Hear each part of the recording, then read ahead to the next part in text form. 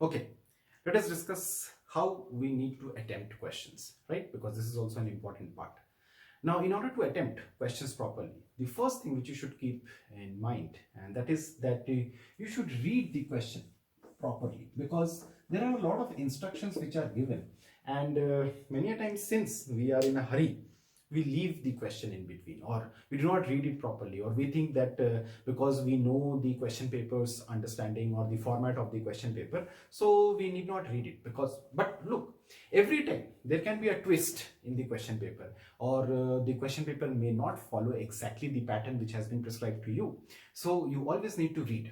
Like, if I share with you, I remember that in examinations, what we used to do is that sometimes we will keep negative marking for objective questions, and sometimes we do not keep negative marking for objective questions.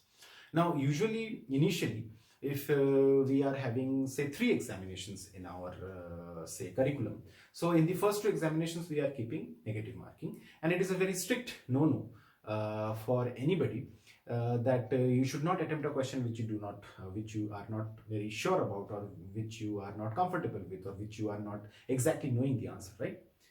But that does not work for an objective type of question where there is no negative marking, right? Because when you do not have negative marking, you should attempt each and every question. But then, since you have not read the question properly, and you do not have picked up that, look, in this question paper there is no negative marking, so people usually falter and they feel a little bit of problem at the end of the day, because they saw, oh God, I have not checked the question paper properly, and there was no negative marking, and I left 7 questions because of that. Maybe if I would have attempted 7 questions, at least I would have scored 2 marks more, because out of 7, maybe 2 or 3 could have been correct as well. So these things are certain things which you should remember. So following the instruction and reading the questions is very important. So this is the first thing which I will like to bring to your attention. Then the second thing which we should understand is that we should always make a rough draft. Now, why I'm saying a rough draft, like suppose you are answering, so like I'm talking about a long question or a short question rather than an objective question. So at the end of your sheet, you can always make a rough plan that, okay, I will do say X, Y, and Z in the first paragraph, or second paragraph, or third paragraph up to this. Then I will explain this concept. Then I will draw a diagram over here and a diagram over here. Then I will bring this example over here. And after that, I will like to conclude over here. So this rough drafting, or this drafting, is going to be very important, because then you will also not forget that what are the things which you wanted to bring in your answer. Because many a times what happens is that students forget while writing, because you must have also felt, you have taken a lot of examinations before, that students forget that what I was planning to write, or what was it which I wanted to bring, so that I can make the question interesting, or the answer interesting, or what was that example, or what was that equation which I wanted to bring, or something like that, or how to do this or how to do that. So this draft will always help you to remember. You can always fall back and see that, okay, these are the things which I have written over here, and these are the things which I can bring, right? So these things are very helpful. So if we are not keeping a draft, like, okay, these are the things which I was keeping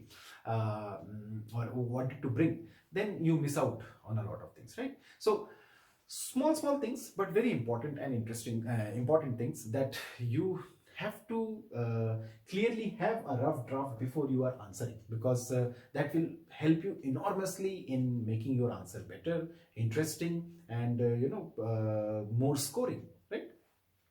The next thing is time management.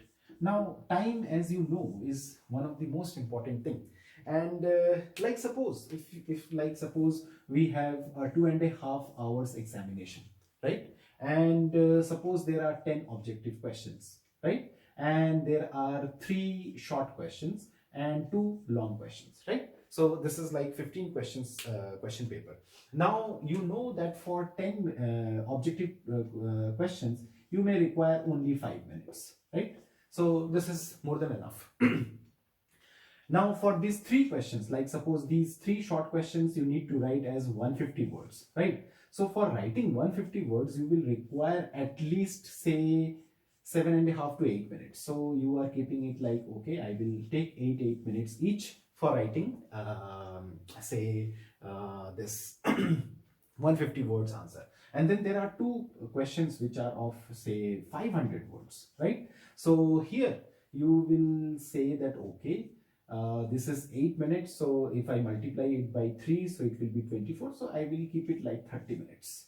So this two questions of 500 words will take around 30 minutes. So now if you calculate, this is going to be 1 hour, this is around 24 minutes, and this is 5 minutes, so it is 1.5 hours which you are going to take. But this is the rough draft, believe me. If you are given 2.5 hours question paper, first thing that the question paper will require some say this distributing of question paper will take some time. Then the collection of question paper also takes some time. Then if you go by the conventional examination pattern, people will come for attendance, they may also come for certain other say managerial or administrative work, and for that you will lose some time. So suppose you understand that it may take 10 to 15 minutes in all these things, so you need to have those minutes in your hand. Then the thing is that, okay, about this 5 minutes there is absolutely no problem, you will take exactly 5 minutes over here. But just think of this and this, here you will be taking actually more. So maybe these 8 minutes will actually turn out as 12 minutes, right? And these 30 will actually turn as 45 minutes. So it will take some time, right? And moreover, you need to think, because we are not robots that the question paper comes and we just write it like that. We need to think, we need to also make some rough drafts and so on, right? So these smaller things are certain things which you should remember, which you should also understand. Because look, every time you will not have an online examination. I can also make a module on how to attempt online examinations, but that is something which you are very good at, or especially when it comes to say copying certain things, right? So I will not talk about it right now, but maybe we will require it at a later stage, because there also we need to be very effective. But in conventional examinations, you will see that usually you have to be very fast with this approach, that this is the maximum amount of time which I should take, right? Because you also need to finish the question paper on time, right? Because if you take more time in one question, or if if you fall in love with a question and you are writing and writing and writing, and you have crossed all the limits, maybe in that question of say 5 marks, the teacher will give you 5 marks, but then another question, if you leave completely, you will get 0 with that, right? So those things need to be very clearly understood. So time management is going to be very, very important. Then you also need to use abbreviations. Now, how to use abbreviations, right? Because suppose in an answer, you need to write say university social responsibility, right? So I took time in writing, and you will also take time in writing. But at the first instance, you explain it as USR, or you put a bracket and say that this is going to be USR. So once you wrote university social responsibility and after that you put USR, right? Then every time you need to write this, you can always write USR, USR, USR. You cannot start the answer just by writing USR. even if that is a very acceptable acronym, right? That is an abbreviation which is of a standard denotation. Still, the first instance when it comes, when you are writing an answer, you should always remember that the first time you always need to explain that what is the acronym, because I can write USR as anything for that matter, right? Because I can have another word for USR and another expression for USR, and I can mean that, right? And people do. The art of writing beautiful answers is also like you can technically disorient certain things and add certain things and make it even more better, and still the acronym remains the same. So those things are also there. So given that understanding, the first thing is that at the first instance you need to explain it, and after that you can use it. You can use USR, this word USR, USR, USR in every part of the answer whenever you are using it, right? So using abbreviations is very important. The next thing is that we should all understand is that nowadays we use a lot of informal language, because I have seen students writing this. Does not matter even if I understand, but I will not appreciate this, right? Because this is not something which is we are, look, what this mean does not matter. If you are writing these kind of things, it very clearly again says that you do not know the art of answer writing. In fact, answer writing is not only an art, it's a science as well, and we will keep discussing about it in this lecture. But the thing is that you cannot write short forms, or you cannot write any kind of informal things, like you are writing for and, just and, you know? Because look, try to understand, we do not live in an era where we are having small mobile phones. They are only having 11 to 12 keys, and in one key there were 3 to 4 letters, and because of that we used to generate these shorter expressions, right? Lol. We cannot do that. If you will do that, the teacher will make a lol out of you, right? So that is something which you should understand, and we cannot use these informal usages. Similarly, sometimes I have also seen students using slangs in an answer sheet. I'm not saying that they are accusing or abusing somebody, but even slang expressions, you go and see the dictionary, what does a slang mean? So these slang expressions are also something which you need to avoid completely. So no informal usages, no slangs. It has to be very, very academic and very, very formal by nature, because this is a formal examination. You cannot go, look, I can talk to you, I can use a lot of slangs, I can use a lot of say informal language when I'm talking to you normally.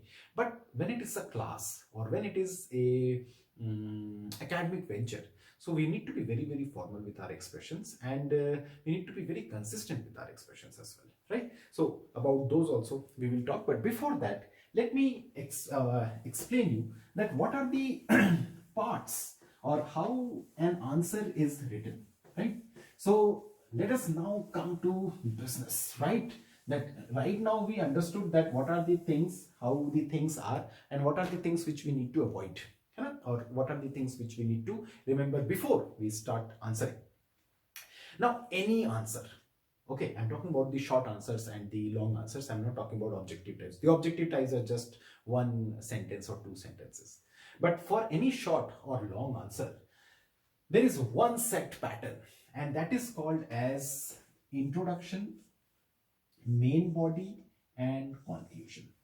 Okay, so every answer will have the first part as introduction, the second part is understood as the main body, and the third part is known as the conclusion. Now, usually what happens is that students do not understand that there is a difference between introduction, main body, and conclusion. They sometimes do not even break a paragraph. They write it completely just like a bland expression, right? Now, that kind of expression, irrespective of the fact that is having a lot of informations, but it will not be considered as a good academic writing, right? So what is an introduction? Introduction basically says that you need to write, say, like suppose if I take an understanding of a 200-word answer, like you can multiply or divide or make it shorter or longer depending upon your requirement. Like suppose if we have a 200-word answer to attempt. Now, introduction should have, say, one para, okay, of say around 25 to 30 words. That means around 3 to 4 sentences, right? Because if you will see 25 to 30 words, it's just 3 to 4 sentences, and you will be done with 25 to 30 words, which explains the idea. What is going to be the main body? The main body is going to be, say, 150 words.